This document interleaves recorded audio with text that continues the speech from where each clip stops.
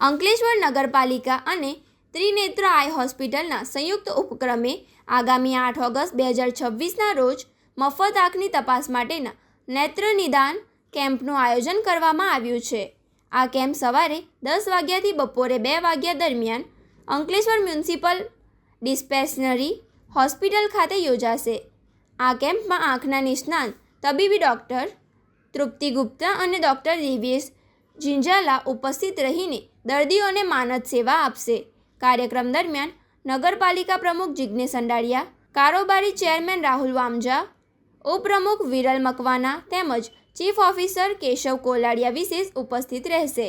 નગરપાલિકાની ડિસ્પેન્સરી કમિટીના ચેરમેન દીક્ષિતા રાણા દ્વારા અંકલેશ્વરના તમામ પ્રજાજનો અને જરૂરિયાતમંદ દર્દીઓને આ નિઃશુલ્ક કેમ્પનો બહોળી સંખ્યામાં લાભ લેવા માટે ભાવભરી अपील કરવામાં આવી છે. नमस्ते, मेरा नाम डॉक्टर तृप्ति गुप्ता, मैं त्रिनेत्र आई हॉस्पिटल में कंसल्टेंट ऑप्थेल्मोलॉजिस्ट हूँ.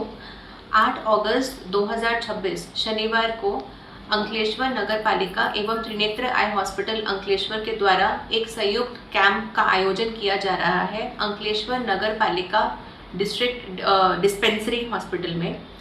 तो उस कैंप के अंदर हमारा निःशुल्क आँख की तपास एवं हमारा जनरल बॉडी चेकअप भी किया जाएगा.